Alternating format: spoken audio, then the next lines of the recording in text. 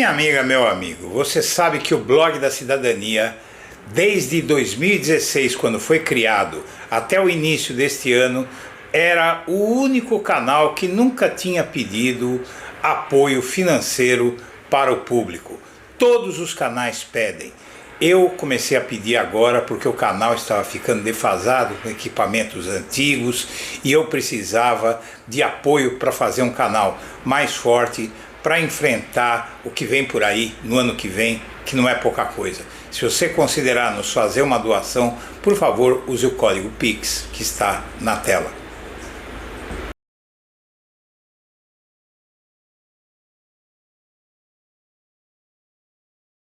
Bom dia, senhoras e senhores. Hoje é 2 de julho de 2025. São 8 horas da manhã. Minha amiga, meu amigo, este vídeo é um serviço de utilidade pública e é um serviço para suprir uma lacuna. E que lacuna é essa? Lacuna é um vazio, é um espaço não ocupado.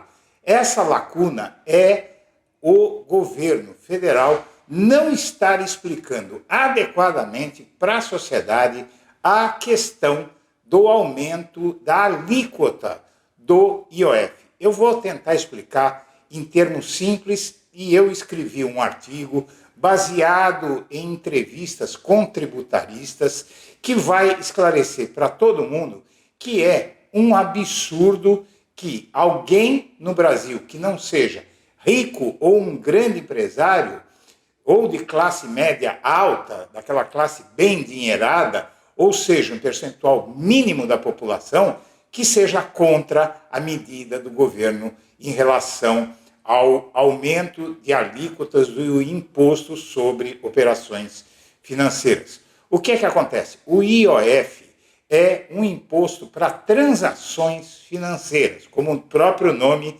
já diz. O aumento da alíquota não vai interferir na vida de nenhum cidadão comum. E o estudo que eu fiz foi muito mais objetivo, que é o que o governo deveria ter feito, que é saber o seguinte: quantas pessoas vão ser afetadas pela nova alíquota do IOF, pelas novas alíquotas do IOF, que são várias, em 2 decretos que foram derrubados por um decreto legislativo. Quantas pessoas vão ser afetadas? Bom, na verdade, estima-se que apenas 7% da população seja afetado, esses 7% sejam afetados pelas novas alíquotas do IOF que foram derrubadas pelo Congresso.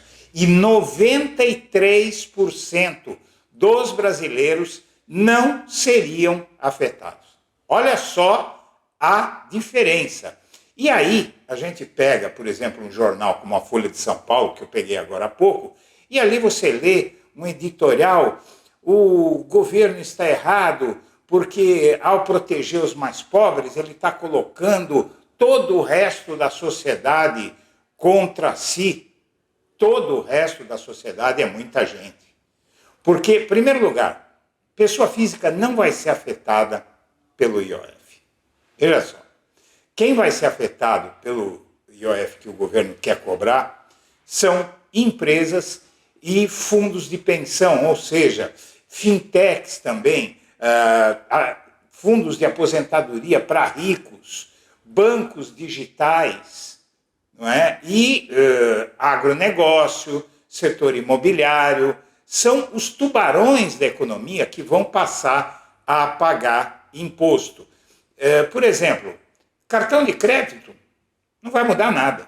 Empréstimo em banco para pessoas físicas não vai mudar nada. Para empresas, até empresas MEI, a alteração é mínima. Para você ter uma ideia, num empréstimo de uma MEI de 20 mil reais, em um ano, ela vai pagar 200 reais a mais de imposto, né? De 170 e pouco para 300 e pouco. Então, são 200 reais a mais num empréstimo por uma MEI, microempresa individual, de 200 reais, né? Em um ano. para você ter uma ideia de como impacta muito pouco as pessoas que não têm e que vão ser beneficiadas com uma alíquota, aí não tem a ver com o IOF, mas foi uma medida compensatória que o governo adotou de reduzir o imposto de renda para quem ganha até 5 mil reais. Hoje, gente que ganha acima de 2 mil reais está pagando o imposto de renda, que é um absurdo. É um absurdo que alguém pague imposto de renda nessa faixa de ganho. 5 mil reais já vai melhorar muito a situação daquelas pessoas mais pobres. E quem vai financiar isso vão ser as grandes empresas. Olha, tem alguns títulos de investimento chamado LCI, LCA, CRI e CRA. Parece brincadeira de criança, né? Mas não é brincadeira. São títulos para o mercado imobiliário e para o mercado do agronegócio se financiarem. Eles lançam esses títulos e captam dinheiro, fazem essa operação financeira e não pagam imposto, é isento. Tem aposentadoria privada de gente muito rica que investe acima de 600 mil reais por ano, vai pagar imposto. E não pagava nada, era isento. Como é que alguém pode ser contra isso? Aí vem, quem está certo? O governo ou o Congresso? Veja bem, a Constituição permite que o governo mova as alíquotas do IOF para regular o mercado. Não para arrecadar, mas para regular o mercado. Muito bem, o governo criou tarifas dentro da sua atribuição constitucional, está na Constituição. O Congresso está alegando que o governo quer aumentar a arrecadação. Mas, de fato, o governo quer aumentar a arrecadação? Não, o governo quer evitar a sonegação legal. Então, minha amiga, meu amigo, é uma medida justa que precisa ser apoiada pelo conjunto da sociedade brasileira em prol dos que não têm nada, fazendo com que aqueles que têm muito paguem imposto, finalmente, pela primeira vez na história desse país. Vamos assistir essas informações que eu reuni para você. A gente resolve fazer uma isenção de imposto de renda até 5 mil reais. Eu estou fazendo concessão, porque eu sempre achei que salário não é renda. Renda é renda, salário é salário. E quando a gente coloca que as pessoas que ganham mais de 1 milhão têm que pagar um pouquinho mais, há uma rebelião. Nós estamos querendo que 140 mil pessoas paguem uma parcelinha a mais para beneficiar 10 milhões de pessoas. Sobre a polêmica do IOF, vocês me questionaram aqui sobre o cartão de crédito, financiamento. Então, você paga o IOF todo santo dia, porque o IOF é um imposto sobre operações financeiras. No cartão de crédito, no cheque especial, no financiamento, no empréstimo, em tudo. Mas você sabia que isso vai acabar? Agora, o IOF nos financiamentos de carro e casa vai acabar até 2029. E o IOF no cartão de crédito de 4,38% nas compras internacionais também vai acabar até 2029.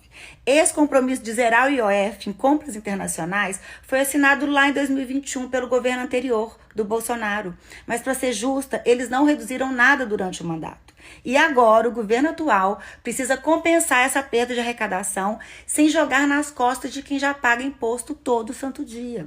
Por isso que surgiu o decreto 12.499, que a direita está comemorando ter derrubado, mas o que eles não te contam é que esse decreto não aumentava o IOF do seu cartão de crédito, não aumentava o IOF do seu cheque especial, não aumentava o IOF do seu financiamento. Ele só previa cobrar de quem nunca pagava nada, que eram os fundos exclusivos com mais de 10 milhões de reais, previdência privada acima de 600 mil reais no ano, o LCI, o LCA, o CRI e o CRA com 5% no lucro. Ou seja, era para equilibrar as contas sem pesar em você, na classe média, no trabalhador. E derrubar esse decreto não é vitória do povo, é manter o privilégio de quem está no topo, enquanto você continua pagando IOF todo dia sem perceber. Eu sou a favor da justiça fiscal e de informar de forma clara, independentemente do governo. Se você também quer entender o Brasil sem fake news, compartilhe esse vídeo. É disso que se trata. Basicamente, é disso que se trata. Uma parcela pequenininha da população conseguiu mobilizar a mídia, mobilizar todo mundo para evitar que um punhado de gente cheia de dinheiro que pode pagar esse imposto sem nenhum problema, deixe de ir comer num restaurante de alto luxo uma vez por ano, não é nem por mês, é por ano, não é? Então, minha amiga, meu amigo, a gente tem que voltar um pouco no tempo. Em 2022, ano eleitoral, o Bolsonaro me adota uma medida que ia tirar uma renúncia fiscal, ou seja, abrir mão de 19 bilhões de reais de arrecadação até 2029, pelos 7 anos seguintes. Um decreto assinado por ele em março de 2022, ano eleitoral, para fazer média com os ricos, ele adota essa medida que previa o fim da incidência do IOF como parte do processo de adesão do Brasil ao Código de Liberalização de Capitais da OCDE.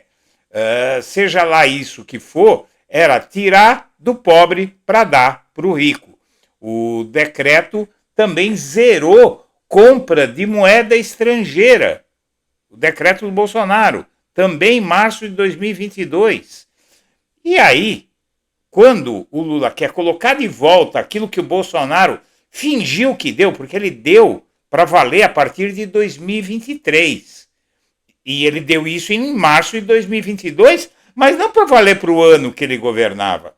Não é? Porque a ideia dele era, no ano seguinte, ele faria o que fosse necessário. Se precisasse revogar, ele teria o Congresso aos seus pés, não é? Até porque ele pretendia implantar uma ditadura.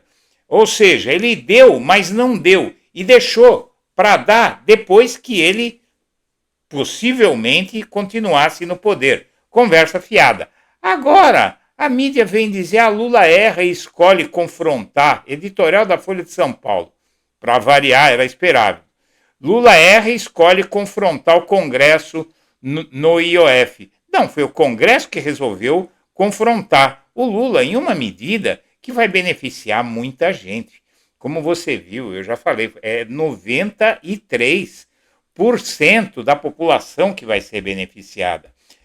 Na verdade, esse decreto, minha amiga, meu amigo, esse aumento da alíquota do IOF foi proposto em decretos de maio e junho e foi derrubado agora em julho. Tributaristas que o canal consultou tornam possível oferecer uma visão geral simplificada sobre quem seria impactado e quem não seria pelo IOF proposto pelo governo federal. Pessoas que fazem gasto com cartão de crédito no exterior, o IOF subiria de 3,38% para 3,5%. Ou seja, a cada R$1.000 em gastos em dólar, você pagaria R$1,20 em imposto. Isso mesmo, R$1,20 para cada R$1.000 gastos. E eles não querem pagar. Segundo o Banco Central, cerca de 10 milhões de brasileiros realizaram transações internacionais com cartão em 2022. O Brasil tem 213 milhões de habitantes. 10 milhões fizeram essas operações e vão pagar um pouquinho a mais. Os mais afetados são empresas que tomam crédito.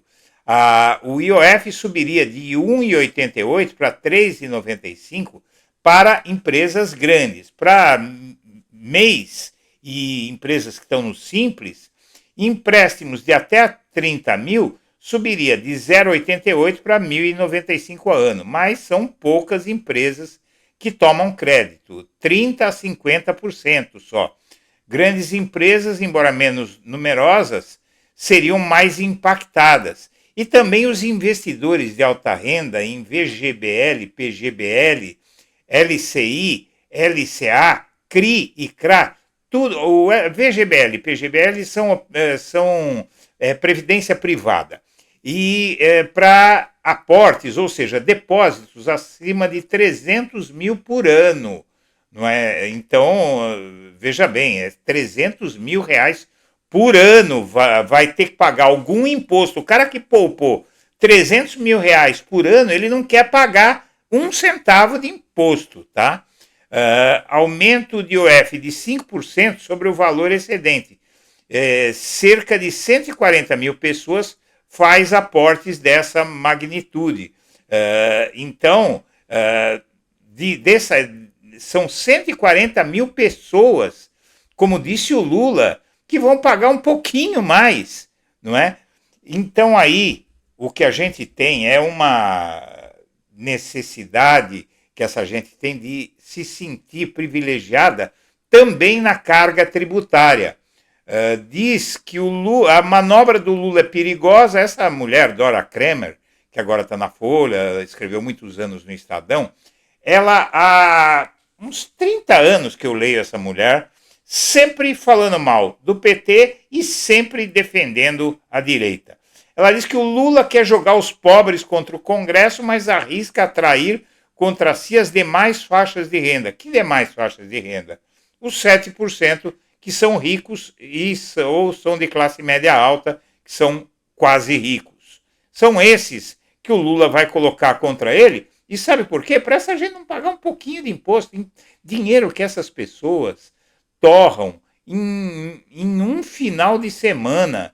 Não é nem um final de semana, não é isso. Torram por minuto. É dinheiro que essas pessoas torram num almoço, não querem pagar mais de imposto.